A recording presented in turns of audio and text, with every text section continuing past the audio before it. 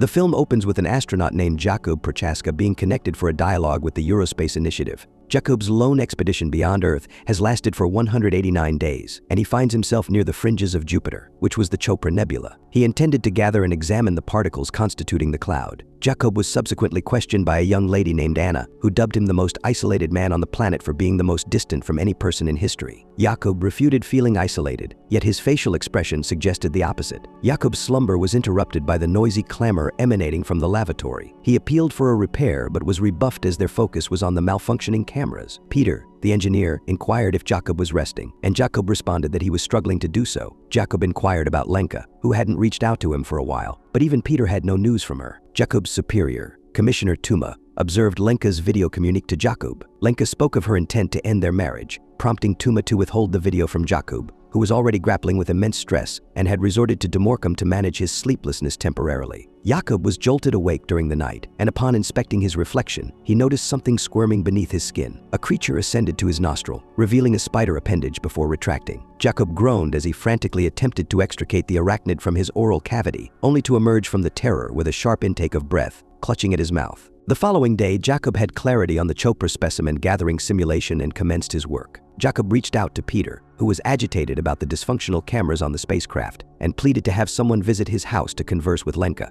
as she hadn't been in touch. He remained seated before Check Connect until the display quivered and an unidentifiable voice echoed as if it were his own heartbeat. Jakub inquired about the identity of the voice, yet received no reply. He got in touch with Peter to question if Check Connect was compromised, to which Peter negated. Peter then relayed to Jakub that Lenka was spending time at her mother's for a few days. A sudden bang awoke Jakub. He proceeded to the source of the noise and encountered a massive alien spider gazing at him. He sealed the portal and reached out to Peter, inquiring if a concealed camera was installed in the restroom. Peter confirmed there was a camera for security reasons, yet it was inactive. Peter then reopened the restroom door and drifted off as the spider-like creature exited the chamber. The creature used the same tone Jakub had heard via Check Connect and assured him it was benign. However, a petrified Jakub proceeded to the airlock, donned his gear, and requested Peter to initiate the decontamination process, hoping it would eliminate the creature. Peter was perplexed by the situation, as Jakub had not disclosed the presence of the extraterrestrial spider, but he complied with Jakub's directive, and Jakub stood by for the completion of the decontamination. Jakub sensed a disturbance when he abruptly recollected a past event involving Lenka.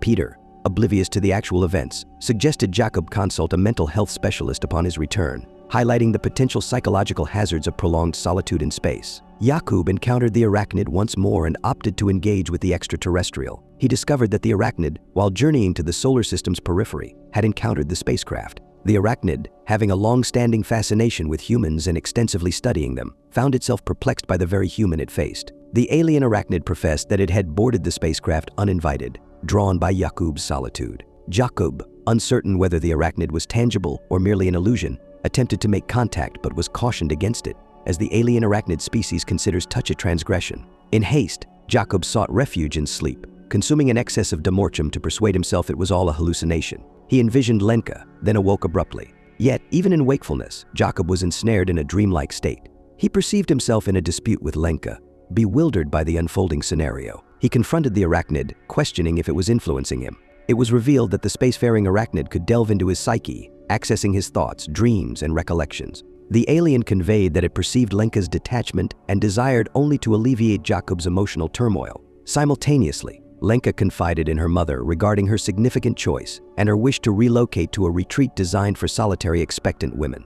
Lenka divulged her affection for Jakub and his driven nature, yet she felt overshadowed and neglected. Throughout the arachnid's stay on the spacecraft, Jakub maintained a wary and aloof stance toward the being. Upon discovering the arachnid nestled in the space where their first encounter occurred, embracing the resonating conduit that lured it, Jakub couldn't help but be entertained. He chose to share more with the arachnid and bestowed upon it the name Hannes after realizing it was unnamed. Hannes was the moniker of an individual frequently mentioned by Jakub's father, the creator of the celestial chronometer in Prague, tracking the celestial body's paths. Hannes evolved into Jakub's companion, and his presence eased Jakub's sense of isolation. During a discussion on the essence of an opera piece titled Rusalka, Hannes triggered memories in Jakub of the nascent stages of affection between him and Lenka. Jakub appeared downcast as he implored Hannes to cease his interventions. That evening, Jakub awoke sharply, overwhelmed by sudden flashes of his youth. He conversed with Hannes, who admitted to probing Jakub's mind but ceased upon sensing his discomfort due to the profound guilt Jakub harbored. Hannes inquired about his history, and Jacob divulged the harrowing recollection of his father's demise.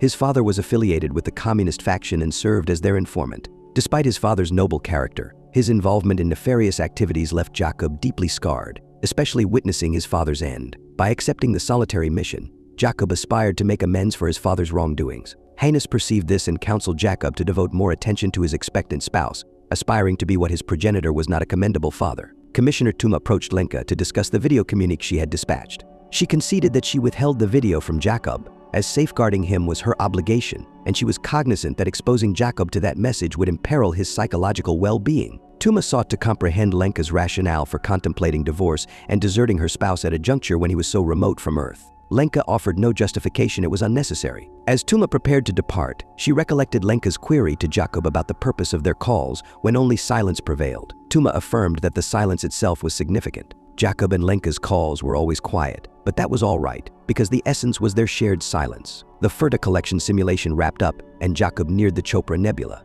Glimpsing minuscule images of the Chopra Nebula aboard the craft, he marveled and attempted to capture them, yet to no avail. Heinous declared it was the original particle and that it was uncontainable. Jacob observed the particles drifting away from the ship through the pane, and he reached out to Control to report his observation.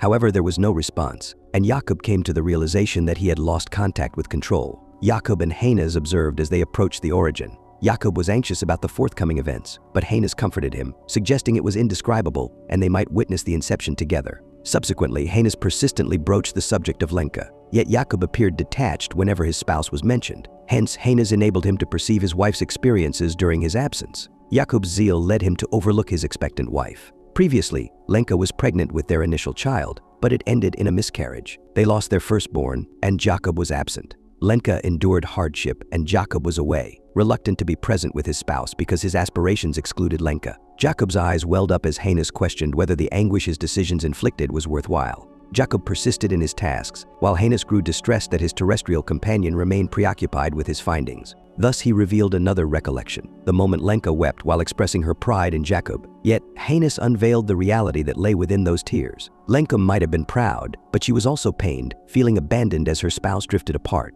and Jacob allowed it, driven by his own aspirations. Heinous illuminated Jacob's missteps, voicing his disillusionment with Jacob. The latter had turned self-centered, failing to make any attempt to empathize with his spouse. Jacob's solitude was a choice. He prioritized himself over bonds with loved ones, and now confronts the fallout of his decisions. Heinous, deeply disheartened by Jacob, chose to depart. When Jacob reached out to Heinous, attempting to halt his exit, Heinous reacted with fury, restraining Jacob and cautioning him before taking leave. Jacob implored Heinous to return. The absence of Heinous intensified Jacob's isolation, and he wept, acknowledging his grave errors. After restoring communication, Jacob reconnected with Peter, assuring him all was well. He resolutely requested Peter to see Lenka, aiding in re-establishing contact with his spouse. Peter complied with Jacob's request and conveyed Jacob's message to Lenka. Jacob expressed remorse for his neglect and misguided life choices. He articulated his desire to start anew and become a better partner for Lenka. With an apology, he ended the call. As night descended, Heinous returned, easing Jacob's anxiety. Heinous didn't wish for Jacob to confront the dawn alone, and thus rejoined his terrestrial ally. Observing Heinous' labored breathing, Jacob inquired about his distress. Heinous disclosed that he had escaped the Geramths, the force that annihilated his species, but his escape was belated. Jacob felt a pang of sorrow, and for the first time, Heinous released his restraint and embraced his human companion. Jacob was on the verge of penetrating the Chopra Nebula, an event televised nationwide. Commissioner Tuma voiced the Czech Republic's pride in Jacob for outpacing South Korea and pioneering the exploration of the Violet Phantom that had mystified the heavens. As Jacob breached the Chopra Nebula and initiated Ferta for specimen retrieval, a disruption ensued. To his alarm, Jacob saw Heinous struggling for breath and floating away from the ship. Disregarding the control team's input, his concern was fixed on Heinous. Concurrently, control was thrown into disarray by a malfunction in the FURTA system. They logged multiple system errors and directed Jacob to cancel the mission, warning of grave peril. Yet Jacob was indifferent to their cautions. His sole concern was the welfare of his alien arachnid ally. Approaching the airlock, Jacob donned the EMU and notified Peter of his intent to exit the ship. Peter endeavored to dissuade him from vacating the spacecraft, but Jacob was resolute and navigated toward Heinous. Embracing Heinous upon arrival, he inquired about the creature's condition. Heinous lauded Jacob's valor in rescuing him, yet forewarned that the Geramths would soon debilitate him to the point of devouring his essence. They had scant time before Heinous would succumb. As they floated, gazing upon the Chopra Nebula, Jacob's mind wandered to a childhood memory of nearly drowning. Heinous comforted Jacob, assuring him this was not the finale, and ushered him into the heart of the Chopra Nebula. Within, Jacob unraveled the enigmas of his being and the cosmos. The Chopra Nebula represented not just inception but also cessation. It encompassed Jacob's yesterdays and tomorrows. It held every facet of Jacob's existence: his self, Lenka, Hannes, each sorrow, and each joy. Jacob was taken aback by his minuscule grasp of the cosmos and at last grasped the essence of his desires. He reminisced about the times he fell for Lenka, feeling his affection deepen further. With his purpose fulfilled and Jacob enlightened, Hannes uttered his final sentiments. Hannes's existence commenced and concluded within the Chopra Nebula. Yet for Jacob, the journey wasn't over. He had a life to return to. He needed only to heed the quiet. Jacob observed as Hannes gradually fragmented into particles, vanishing entirely, then gazed at the luminescence in tranquility. Meanwhile, on Earth, Lenka anticipated any update on Jacob, gazing at the violet nebula overhead with a hopeful expression. Answering a call, she heard a woman's voice speaking in Korean. Then she heard Jacob's voice. Jacob confessed that had he possessed his current knowledge earlier, he would have never departed. Lenka responded that even with foresight, her choice to love Jacob would remain unchanged. Don't forget to subscribe and enable notifications to catch more videos like this. Thank you for watching.